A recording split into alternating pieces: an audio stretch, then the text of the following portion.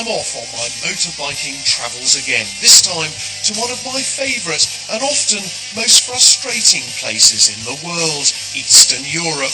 It's October, we've left it a bit late for the weather, but I feel I must experience this amazing route one more time before the tide of Western capitalism takes over completely. As always, I'm joined by my cameraman Steve and ever-faithful sound recordist Sean, who as well as a foil or often cause of my ever-changing moods, is as usual guiding us on our journey. We're riding some 2,000 kilometres from eastern Germany to Poland, back to the Czech Republic, across Slovakia and into Hungary, and journey's end, the stunning city of Budapest. This is the story of riding a motorcycle and every emotion that I possess to complete one of the strangest yet most fascinating motorcycle rides. Welcome to Riding Eastern Europe.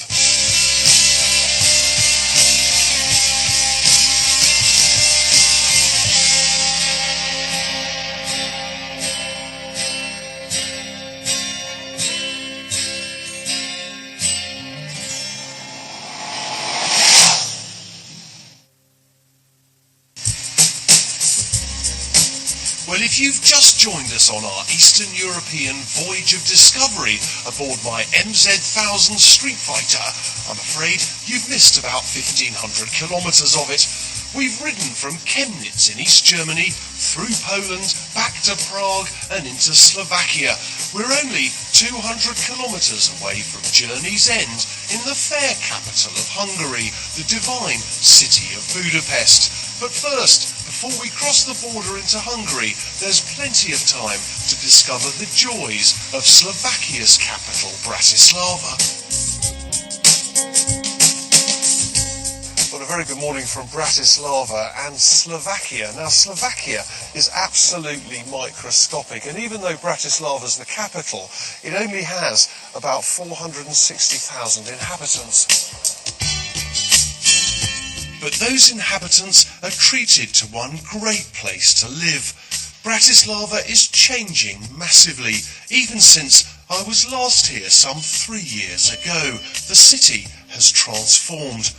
The centre of Bratislava is now a little bustling metropolis with divine architecture, cafes and boutiques, and with its very own unique take on street sculpture. But this vibrant and burgeoning reconstruction does have its downside. Oh, well, that's great. First it was the astrological clock in Prague, now it's the main square in Bratislava, all of it under construction. Anyway, it could be nice, couldn't it? There's a nice fountain over there, supposedly. The clock tower, those are sort of looking quite nice. Perhaps they've restored that. That originally was built in the 12th century.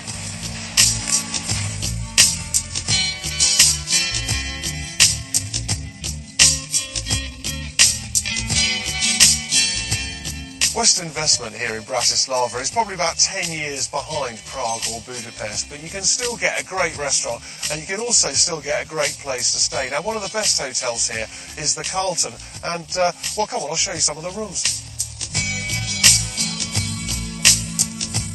So the Carlton has 168 rooms, and this is probably one of the best. This is a suite, and with it you get a nice little work area over here. You get a drawing room area, so you can sit and watch your free pay TV with your friends.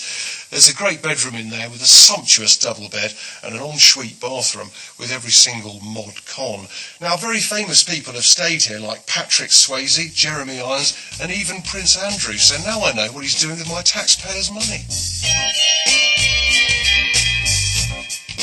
But if you're lucky enough to actually book yourself into one of these suites, you also get this wonderful private terrace that leads onto this huge balcony that overlooks the main square here in Bratislava. And the price for these rooms is €450 a night, which I have to say, I don't think's too bad.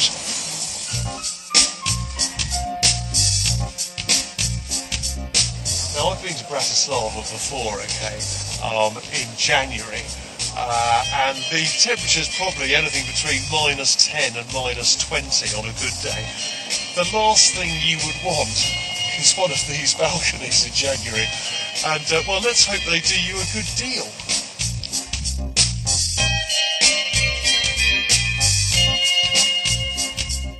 Oh, well, this is fantastic. Now, we're on the top of the Carlton Hotel, and it just gives you a great vista of Bratislava. Now, over there are all the old Stalinesque tenement blocks, etc. Now, Bratislava is sort of segmented or cut into two halves by the Danube that runs all the way down here. And they've got a couple of new bridges joining the two parts of the city. Now over there, this is the posh part of the city, okay? Now over there is the castle and St Michael's Church, and just down there is the old town square. But the hills behind me, would you believe, I said that Slovakia was such a small place. The hills over there are actually Austria. Now, we're going for lunch, and we're going for lunch up there. Well, up there is just a short walk across the bridge. Our destination is one of Bratislava's must-see attractions, a restaurant 85 metres above the Danube.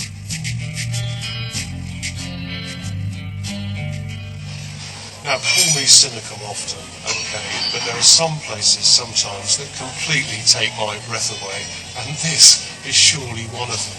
This is the UFO restaurant, which sits atop one of the bridges over the Danube.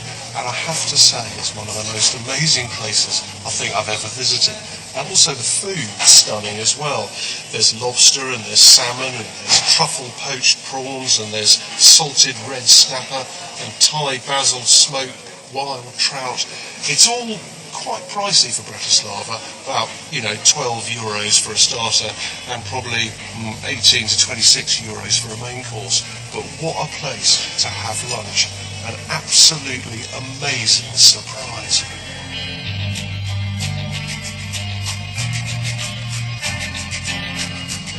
Here we go, food looks fantastic. Steve and Sean are having a bit of lasagna, and I'm having the beef. Aha, thank you very much indeed. Thank you. Wow, that looks absolutely amazing, doesn't it? Just lovely. And you've got a little bit of figs there as well, and your dauphinoise potatoes and a little bit of steak. It's slightly disconcerting here because the whole restaurant just wobbles slightly in the wind. So if you do have vertigo or afraid of heights, then I don't really recommend it, especially when you're going to eat a meal like this. But for me, I don't luckily suffer from any of that. So here we go. A bit of potato, nice, isn't it? Wow, it's really nice. Absolutely fantastic. The food here is really good. But I'm really angry that I didn't find this place last time I was here, mainly because it was so cold I probably didn't want to go out too much. But if you're in Bratislava and you fancy an incredible meal in the most amazing location, you have to come to the UFO restaurant.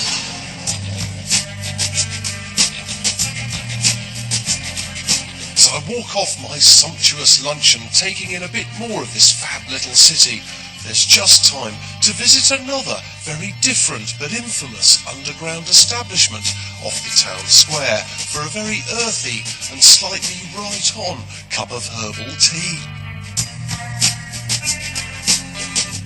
This underground tea house is called the New Spirit and is frequented by the cool and the youthful of the city. If you want to meet friends and discuss a potential essay on Solzhenitsyn, then there's bound to be a student here who knows more about him than you. Fantastic. Thank you very much. Lovely. 3 minutes. So I'll leave it for 3 minutes. 3 minutes. Okay, I'll leave it for 3 minutes. All right. That's a fruit tea. Okay. And that is... And 2 minutes, and 5 minutes, and 3 minutes. Okay, 3 minute, 2 minute, 5 minutes. Okay, thanks very much indeed. Well, if you want to come to the coolest place in Bratislava, it isn't a drinking bar, it's a herbal tea bar. Now, this place used to be called the Buddha Bar, but it became so famous that the Buddha Bar in Paris actually sued them for the name. So now it's called New Spirit, and that it certainly is.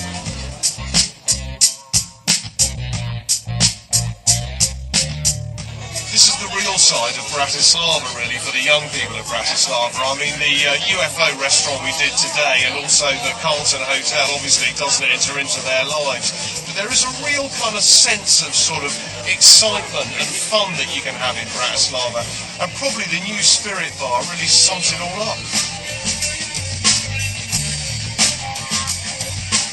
Okay, so I've left it for 3 minutes, alright, and this is called sashimi or something, herbal tea, and I don't know what it is, but it's just totally got to be the one to have as far as the waitress was concerned.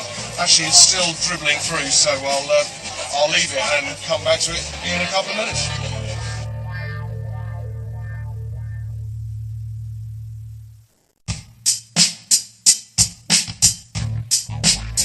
Well, welcome back, and if you've missed it, I'm waiting for me herbal tea to brew in one of the coolest joints in Bratislava, the new Spirit Bar. Okay, I think it's done. Right, I'll give it another go. There we are. I think the key is actually to just let the flavour run through there. I think it's just about done. Now, don't ask me what's in this concoction. Steve's got a fruit tea, and Sean's got something interesting as always. Oh, it's dribbled everywhere. My glasses are fogged up. Oh, that's rather nice. It's sort of herbally with a little zest of lemon. So they play really sort of all kinds of sort of sounds here. Tonight is jazz because, well, it's jazz night. Just before we leave the fair capital of Slovakia, it's worth just reflecting on this bijou little city. Bratislava is some 10 years behind Prague as regards tourism, and Slovakia itself seems to be slightly the poorer relation to the Czech Republic, after the two countries went their separate ways. Bratislava is a gem. Everything's in walking distance from the centre, and the people are really hospitable. Well, it's a bit cold this morning, but still beautifully sunny and beautifully bright. We've been so lucky with the weather, I can't believe it. In the 2 weeks we've been on this trip, I haven't seen rain once. Well, we're leaving Bratislava and we're heading off on the last 200 kilometres of our journey towards Hungary and Budapest. I've got to say, Bratislava is a really cool place to come. It's changed a lot in the last couple of years since I've been here, but I heartily recommend it.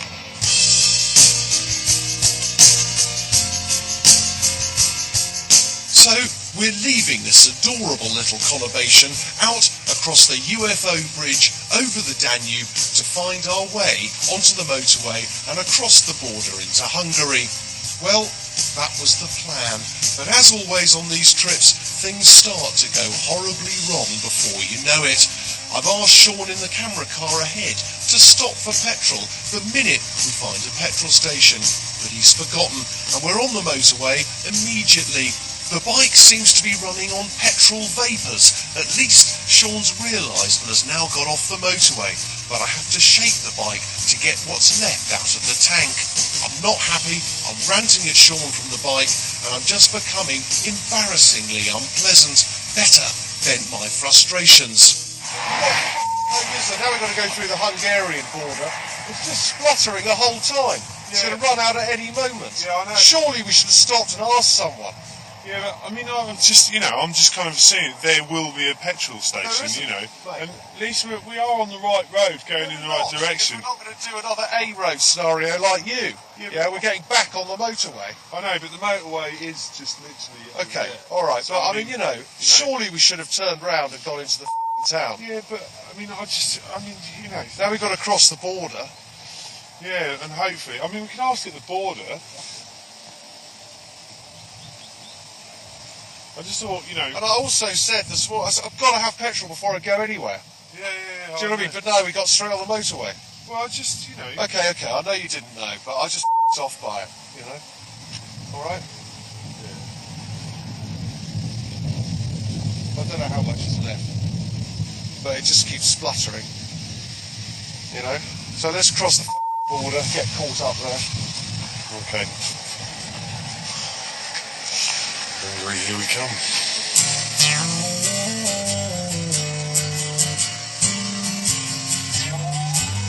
Well, we do cross the border, God knows how, and as I thought it was all over and I'd have to walk the rest of the way, a petrol station beckons. Well, I never thought that would happen. I thought I'd be left at the side of the road.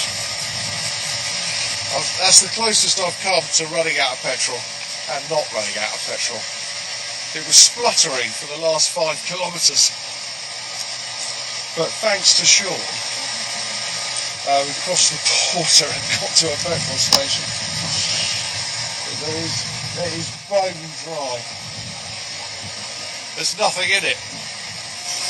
Oh, look at that. Nectar. That was a mixture of me getting really off and sort of laughing about the whole situation, really. Well, we're in Hungary, and hopefully it isn't an inauspicious way to enter the country.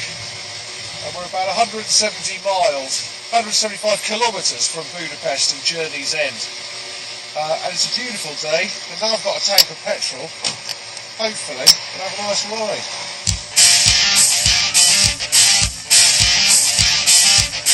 Well, with a full tank of natural, as it's called in these parts, or unleaded to you and me, we're back on the motorway, slicing our way through the Hungarian hinterland on our way to Budapest. It's amazing how Hungary, which was one of the first Eastern Bloc countries to embrace Western ways, is so far ahead of everywhere else when it comes to the roads and infrastructure. The motorways are stupendous, fast, predictable, and with a fantastic road surface. Oh, what a joy from what I've been used to on this trip. For the first time, I get the feeling that the road is clear ahead, and I'm not going to come round the corner and find a horse and cart in the slow lane. After about 60 miles on the motorway, I feel in the mood to explore. Hell, what's the rush? So we peel off to visit another famous city en route to Budapest, the historical town of Győr.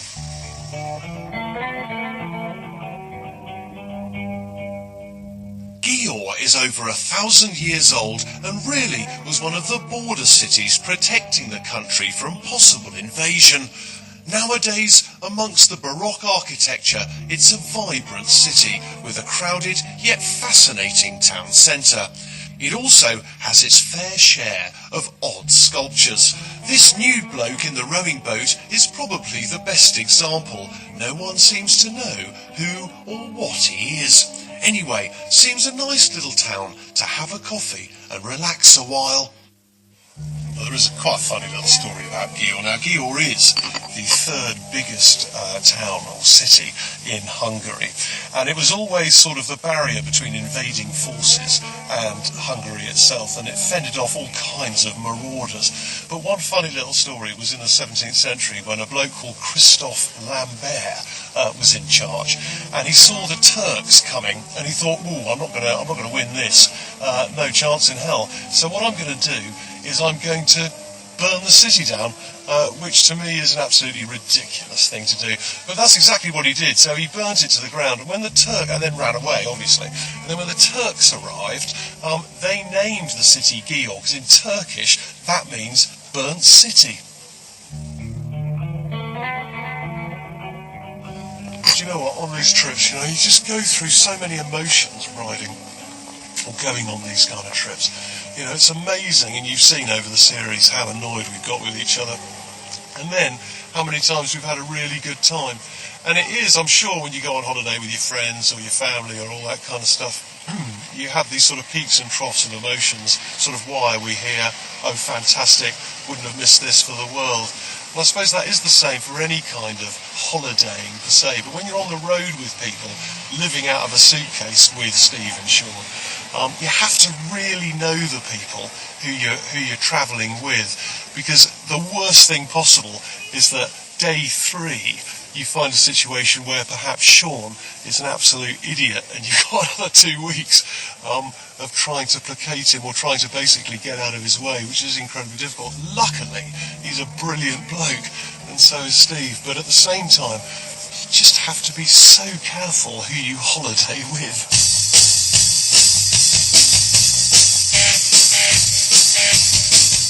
As As we leave Győr behind on my trusty steed, it's only a matter of finding our way back onto the motorway to do the last blast to Budapest. As the day wanes, the chill returns, and perhaps I've just got time to pull in for a warming cup of coffee. Oh, that's great fun. Good fun. Since we've got out of Slovakia, the roads have become much more reliable, if you see what I mean.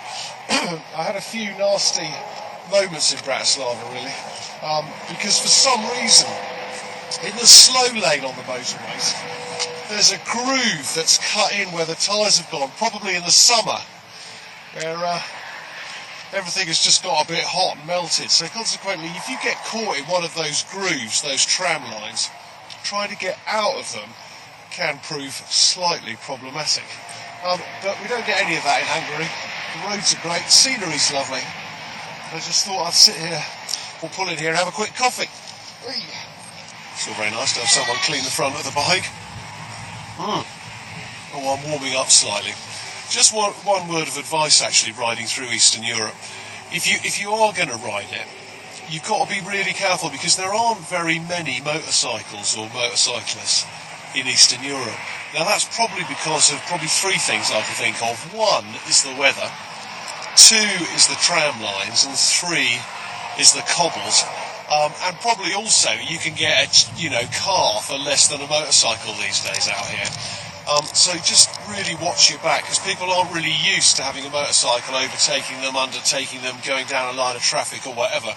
So even more care required, I think, is the key, rather than your hometown. We're about 60 kilometres away from Budapest, and I'm rather sorry, really, that this is coming to an end. The weather's been incredible, the roads have been wonderful, apart from the odd bump, and the adventure has been one that I'll savour. Will I do it again? Well, I'll let you know in Budapest.